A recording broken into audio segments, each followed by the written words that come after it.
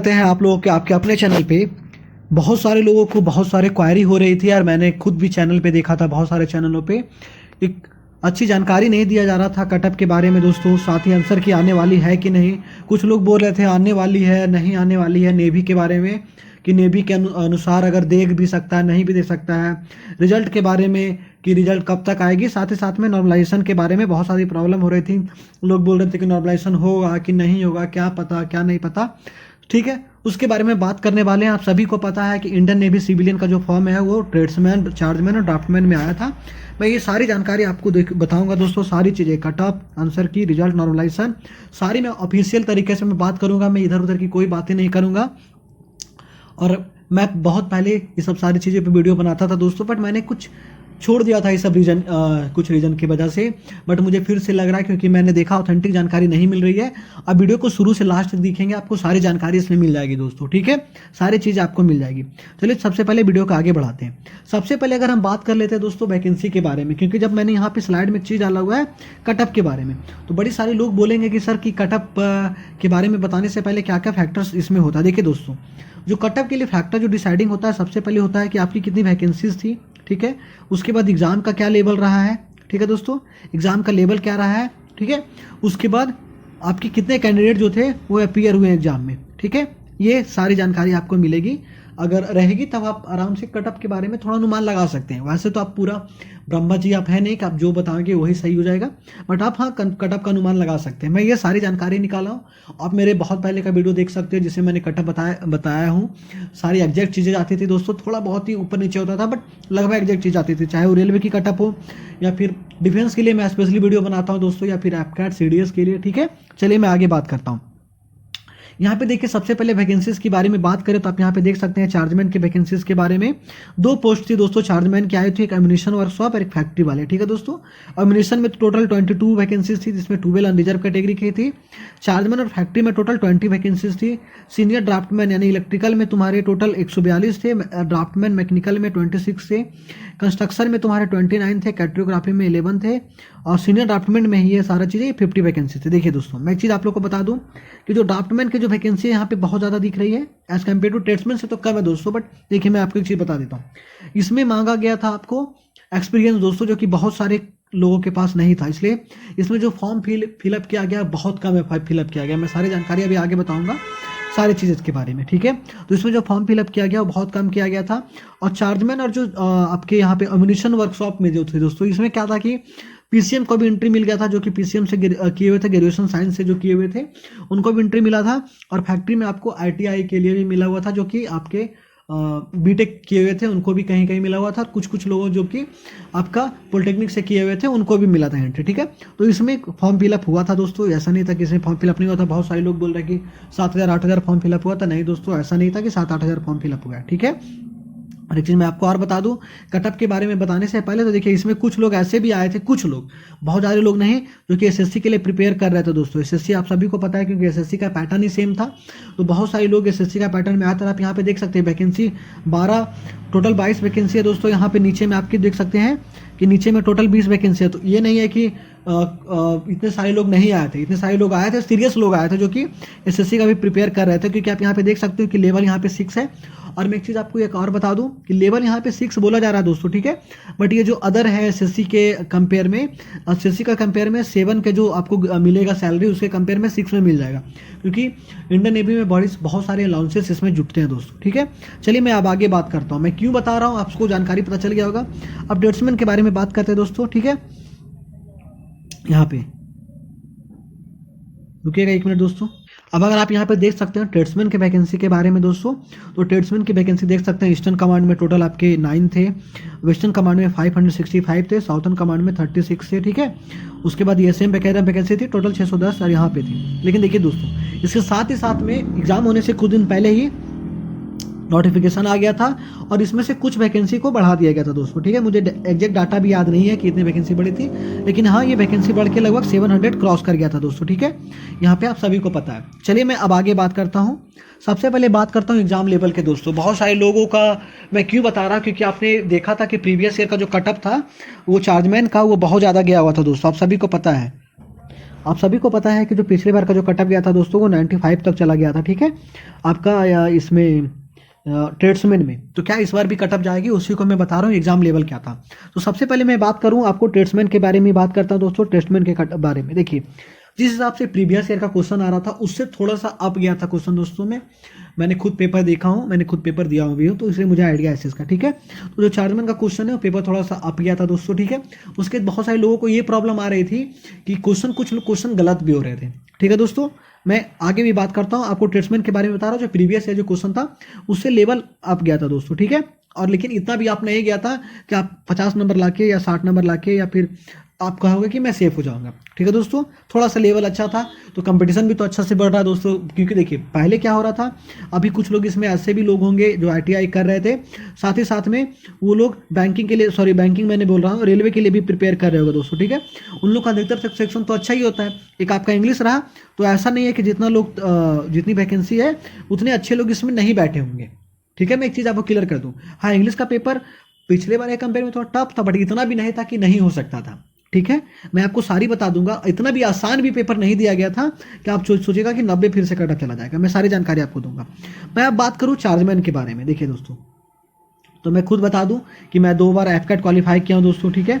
आप सभी को मैं बता देता हूं, ठीक है। और एक चीज़ अब मैं आपको और बता देता हूँ कि मैंने चार्जमैन का पेपर जब देखा था शुरू बार में, इससे बहुत सारी गलतियाँ थी दोस्तों, ठीक है।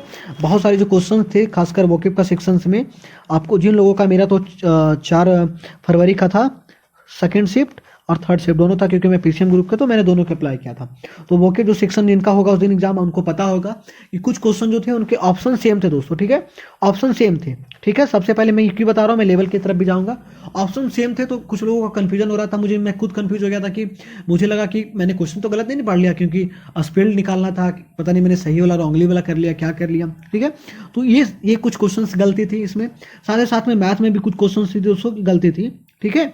अब उसके बाद बात कर ले हम पेपर का, एग्जाम पेपर का। तो दोस्तों देखिए, जैसा कि डिफेंस का एग्जाम का जो लेवल होता है दोस्तों, ठीक है, डिफेंस एग्जाम का लेवल जो होता है, उस लेवल से जो लेवल 6 का लेवल था वो लगभग ठीक ठाक था दोस्तों। इतना भी नहीं था कि आसान था या फिर बहुत ज़्यादा टफ आया था, ठीक है। जो लोग, क्योंकि मैंने खुद एफकैट दिया हूँ, अब मैं एफकैट के लिए क्यों जिक्र कर रहा हूँ, क्योंकि जो आपका एग्जाम ले रहा था वो आपका सीडेक ही ले रहा था दोस्तों, ठीक है। और जो सीडेक है ये एफकैट का पेपर ही बनाता है, ठीक है। देखिए, तो मैं ये बता रहा हूँ कि सीडेक पेपर तो बनाया था इंडियन नेवी का भी, बट पेपर में जरा सा भी दम नहीं था। बहुत सारे जो क्वेश्चन थे वो रिपीटेड थे, ठीक है। और मैं ये क्यों बोल रहा हूँ दम नहीं था, क्यों नहीं, बहुत सारे लोग बोलेंगे सर आप सॉल्व करके दिखाइएगा अपना आंसर क्या आएगा। तो मैं क्यों बोल रहा हूँ, तो देखिए दोस्तों, बहुत सारे लोग इसमें SSC के लोग भी आए हुए हैं। मैं बार बार क्यों जिक्र कर रहा हूँ, क्योंकि रेलवे में भी ऐसा ही हुआ था, लोग बोल रहे थे 60 कटअप जाएगा, 60 कटअप जाएगा, जब कटअप निकला तो 75 76 चला गया। तो देखिए, इधर रेगुलर बेसिक पे एग्जाम हो रहा है, बेसिस पे एग्जाम हो रहा है, ठीक है। बहुत सारे लोग बोलेंगे सर मैं तो पॉलिटेक्निक करके आया हूँ। दोस्तों आपके लिए सिलेबस था ही नहीं, आप कंपटीशन में थे, बट मोस्टली आपका कंपटीशन उन लोगों के साथ में था जो SSC के लिए एग्जाम के लिए प्रिपेयर कर रहे थे। SSC आप सभी को पता है कि अभी PT मेंस से पहले उन लोग का GS सही नहीं रहता था, पर जब से न्यू सिलेबस आया तो उन लोग का भी GS सही हो गया। तो इसलिए आपका कंपटीशन उन लोगों के साथ में था जो कि इजीली मैथ में 25 में से आउट ऑफ 25 बहुत सारे लोग कर जाते, लेकिन कुछ क्वेश्चन गलती था दोस्तों। मैं खुद बता रहा हूँ कि मैंने खुद 25 में से 22 या 23 मेरा सही होगा दोस्तों आंसर की। अगर आंसर क्या आएगा कि नहीं आएगा मैं सारी जानकारी दूंगा, अगर आएगा तो मैं आपको सारी चीज़ें दिखा दूंगा, ठीक है, सारी चीज़ें, ठीक है। उसके बाद मैं बात कर लूँ अगर कि पेपर जो था ठीक था, मॉडरेट लेवल का था दोस्तों, ना ईजी भी नहीं था, क्योंकि कुछ क्वेश्चन जो रीजनिंग के थे दोस्तों वो अच्छे लेवल के थे। जो रीजनिंग के जो कुछ क्वेश्चन थे वो अच्छे लेवल के थे। इसमें जो थे SSC के लोग फंस सकते थे, क्योंकि बैंकिंग के लोग इसमें नहीं आए थे। मैं क्लियरली बता रहा हूँ, बैंकिंग के लोग बहुत नहीं आए थे, क्योंकि वैकेंसी भी कम थी, इसलिए भी बैंकिंग के लोग नहीं आए थे। और SSC के भी सारे लोग नहीं आ गए थे, जो लोग थे कि उनका उधर नहीं हो रहा था वही लोग इधर आए, कुछ अच्छे लोग भी आए थे, ठीक है। रीजनिंग का लेवल अच्छा था दोस्तों, जो कि आपका तार्किक विश्लेषणात्मक वाला था, ठीक है, वो अच्छी थी, स्टेटमेंट जो था वो अच्छे थे, ठीक है। अब बात करें GS के बारे में। देखिए GS दोस्तों, GS जो थी वो 2017 का करंट अफेयर पूछ लिया गया था मेरे में। GS इतनी भी आसान नहीं थी, जैसा कि अदर एग्जाम में डिफेंस में हो जाता है, उतनी आसान GS नहीं थी, और SSC वाले लोग इसमें नहीं कर पाते। मैंने मैथ के बारे में बात किया था, SSC वाले लोग सारे नहीं कर पाएंगे, तो इसलिए आपका लेवल इक्वल हो गया। क्योंकि जो लोग अदर एग्जाम के लिए प्रिपेयर कर रहे थे, अगर वो SSC के लिए प्रिपेयर करते, GS उनका सही होगा तो वो बैलेंस कर लेंगे। क्योंकि मैथ का देखिए ऐसा लेवल आ गया था कि अगर आप SSC बैकग्राउंड से नहीं भी हो तब पर भी आप आराम से 20 क्वेश्चन तो कर ही लोगे, ठीक है, गलत क्वेश्चन के बारे में।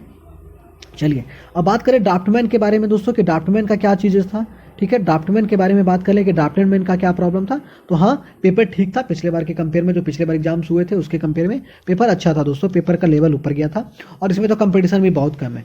चलिए मैं वीडियो थोड़ी लंबी हो जाएगी, मैं जल्दी खत्म करने का प्रयास करता हूँ। देखिए अब बहुत सारे लोगों को प्रॉब्लम हो रही थी कि क्या सर आपका यहाँ पे आंसर की आएगा, क्या आपका यहाँ पे नॉर्मलाइजेशन होगा, बहुत सारे लोगों का प्रॉब्लम हो रहा था। क्योंकि मैंने खुद देखा था कि जो 4 फरवरी को जो आपका एग्जाम हुआ था दोस्तों, 4 फरवरी का जो थर्ड शिफ्ट था वो थोड़ा टफ शिफ्ट था दोस्तों, थोड़ा सा टफ था इन लोगों के कंपेयर में, थोड़ा सा टफ शिफ्ट था। तो क्या नॉर्मलाइजेशन होगा कि क्या नहीं होगा, देखिए दोस्तों मैं सारी जानकारी आपको दूंगा, जो भी दूंगा ऑफिशियल जानकारी दूंगा। देखिए मोड ऑफ सिलेक्शन में जाइएगा तो स्क्रीनिंग एप्लीकेशन था, कैसे कैसे क्या क्या होने वाला है स्कीम अप। लेकिन जैसे ही आप स्क्रॉल करिएगा तो आपको एक चीज़ दिखेगा, देखिए नॉर्मलाइजेशन यहाँ पे डायरेक्ट लिखा हुआ दोस्तों। देखिए अगर आपको भरोसा नहीं है तो आप खुद इनका नोटिफिकेशन में जाके देखो, मैं फेक नहीं जारी करता हूँ, कोई चीज़ें नहीं बताता हूँ। देखिए नॉर्मलाइजेशन खुद लिखा हुआ है यहाँ पे कि in order to take into account any variation in the difficulty level of the question paper in the case of multiple shift examination, normalisation of the score of the candidate will be carried out. ठीक है, अगर multiple shift में हुआ जो question का level है उस हिसाब से आपको होगा दोस्तों, क्या है आपको नॉर्मलाइजेशन होगा। देखिए मैंने आपको ऑफिशियल दे दिया, अब आप किसी भी यूट्यूबर के चक्कर में या किसी भी टीचर के चक्कर में ना रहेंगे कि होगा नॉर्मलाइजेशन कि नहीं होगा। मैं क्लियर बता रहा हूँ क्योंकि इनका नोटिफिकेशन में लिखा हुआ है कि नॉर्मलाइजेशन होगा दोस्तों। अब बहुत सारे लोग बोल रहे थे कि सर क्या रिस्पॉन्स की आएगा, क्या आंसर की आएगा, क्या नहीं आएगा, उसके बारे में देखिए उसके जस्ट पॉइंट नीचे में लिखा हुआ दोस्तों कि यहाँ पे क्वेश्चन पेपर चैलेंज मैकेनिज्म। आप चैलेंज कैसे करेंगे, आपके पास आंसर किया गया तब ना चैलेंज करेंगे। Online window for inviting comments from the candidate regarding question paper and provisional answer key after competition of examination will be made available. Candidate are advise to visit website registration portal time to time for update. देखिए ये बोला जा रहा है कि time to time आप करते रहेंगे, वहाँ पे आपको आंसर की जरूर जारी किया जाएगा। देखिए एग्जाम आपका कंपटीशन के बाद आपको आंसर की जरूर जारी कर दिया जाएगा। तो ये चीज़ का भी जानकारी हो गया कि हाँ आंसर की भी हमारी आने वाली है, साथ ही साथ में नॉर्मलाइजेशन भी होने वाली है। चलिए अब मैं आगे बढ़ता हूँ और डायरेक्ट बात करता हूँ अब कटअप के बारे में। देखिए दोस्तों इधर प्रीवियस ईयर टीएमएम का कटअप है दोस्तों, ठीक है कटअप है। अनरिजर्व कैटेगरी का 76 गया था, ओबीसी का 74 गया था, 2021 का है दोस्तों ये, ठीक है। एसटी का आपका 64 गया था, ईडब्ल्यूएस का 13 गया था।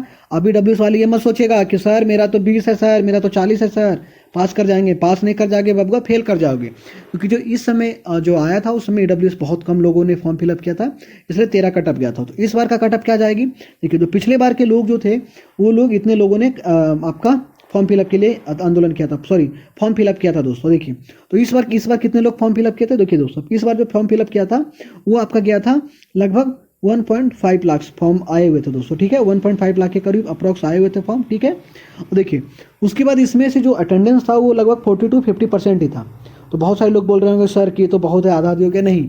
आप मोस्टली अधिकतर एग्जाम में देखोगे सारे एग्जाम में 40 to 50% की अटेंडेंस रहती है दोस्तों। बहुत जो स्टेट्स के एग्जाम होते हैं उसको छोड़ दिया जाए तो सेंट्रल के एग्जाम में 40-50 मैक्सिमम कहीं कहीं जाता तो 60 जाता, 62 बस। इस कटअप इस पर डिपेंडेंट नहीं करता है, क्योंकि जो लोग एग्जाम छोड़ रहे हैं दोस्तों उनका तो पहले से प्रिपरेशन नहीं है।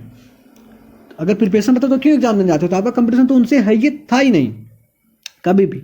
आपका कंपटीशन वो बीच वाले लोगों से था, जो लोग एग्जाम देने आए हैं उनमें से कितने क्रीम लोग हैं वो आए हैं। देखिए दोस्तों अगर आप अनरिजर्व कैटेगरी में बिलोंग करते हैं, ठीक है, सॉरी अगर आप अनरिजर्व कैटेगरी से बिलोंग करते हो, ट्रेड्समैन में है, ठीक है दोस्तों, तो मैं आपको दिलासा नहीं दिलाऊंगा। अगर आपका स्कोर 75 to 85 के बीच में बन रहा है दोस्तों तो आप सेफ हो दोस्तों, ठीक है। वही बात कर ले अगर ईडब्ल्यूएस के बारे में, तो आपका 70 to 80 के बीच में अगर आप बन रहे हैं स्कोर तो आप आराम से क्वालिफाई कर जाओगे। आप मेरा स्क्रीनशॉट लेके रखोगे दोस्तों, अभी आएगा आंसर क्या आएगा तो और भी बहुत सारी चीज़ें क्लियर हो जाएगी, ठीक है। अब बात कर ले अगर ओबीसी के बारे में दोस्तों, तो ओबीसी का आपका 72 से लेके 82 के बीच में आपका कटअप जाने वाला है दोस्तों। वहीं बात कर ले एससी का, तो आपका एससी का जो कटअप है दोस्तों 68 से 77 के बीच में जाने वाली है दोस्तों। और वहीं बात करें मैं एसटी के लिए, तो एसटी का कटअप 65 से आपका 75 के बीच जाने वाली। मैं 10 नंबर का क्यों गैप ले रहा हूँ दोस्तों, इसीलिए क्योंकि वैकेंसी के कारण से, ठीक है, क्योंकि अभी आंसर किया ही नहीं है। आंसर किया जाएगा, मैं पोल खुद डाल दूंगा चैनल पे, सारी जानकारी आपको मिल जाएगी। चलिए मैं आगे बढ़ता हूँ। अब आगे देखिए बात करता हूँ चार्जमैन के लिए। देखिए चार्जमैन में टोटल एक में 22 वैकेंसी थी, एक में 20 वैकेंसी थी, जो कि टोटल दोस्तों 42 वैकेंसी ही थी, ठीक है। टोटल 42 वैकेंसी थी, तो बहुत ज़्यादा वैकेंसी तो थी नहीं इसमें, और ऐसा भी नहीं था कि बहुत सारे लोग इसमें एग्जाम देने नहीं आए थे।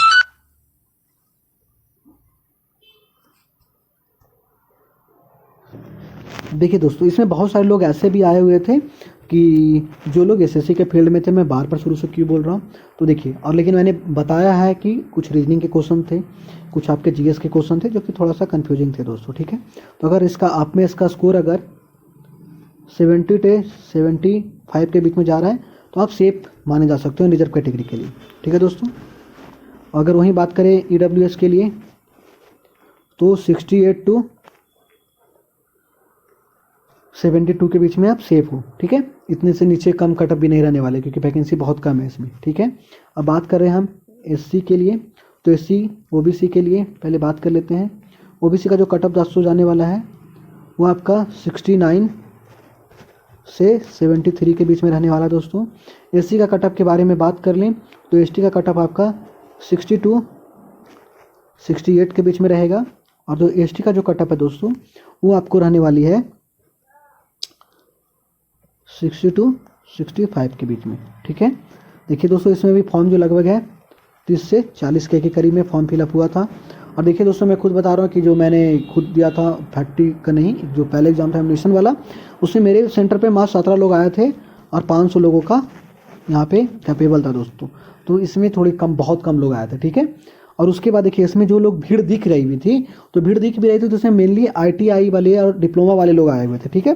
सॉरी, डिप्लोमा वाले लोग आए हुए थे, बीटेक लोग वाले आए हुए थे। तो उन लोगों को लगा था कि बहुत सारे लोगों को तो सिलेबस ही पता नहीं था, तो उन लोगों को लगा था कि टेक्निकल एंट्री है, टेक्निकल से क्वेश्चन आएंगे, बट ये जो पैटर्न था वो एसएससी पैटर्न पे था। तो जो लोग मेनली इनका कंपटीशन एसएससी वाले से ही रहेगा। चलिए अब मैं बात कर लूँ ड्राफ्टमैन के बारे में, ठीक है दोस्तों, कि ड्राफ्टमैन का क्या होने वाली चीज़ें हैं। देखिए ड्राफ्टमैन के बारे में बात करते हुए बता दूं कि इनका जो कटअप है वो रिजर्व कैटेगरी का, क्योंकि इसमें वैकेंसी अच्छी थी और कंपटीशन कम था दोस्तों। तो अगर आपका 60 टू 65 है तो रिजर्व में आप हो जाओगे। ईडब्ल्यूएस के बारे में बात करें दोस्तों तो आपका 58 टू 63 में हो जाओगे। वहीं बात कर ले अगर ओबीसी के बारे में दोस्तों, तो ओबीसी का कटअप आपका 59 से 63 के बीच में हो जाएगा। और वहीं अगर हम एससी की बात करें दोस्तों तो आपका 55 से लेके 58 के बीच में हो जाएगा। एसटी के बारे में बात करें तो 52 से लेके 57 के बीच में रहने वाली दोस्तों, ठीक है। अगर आपके इतने नंबर आ रहे हैं तो आप सेफ हैं। मुझे उम्मीद है कि पूरी सारी जानकारी आपको मिल गई होगी। Thank you so much.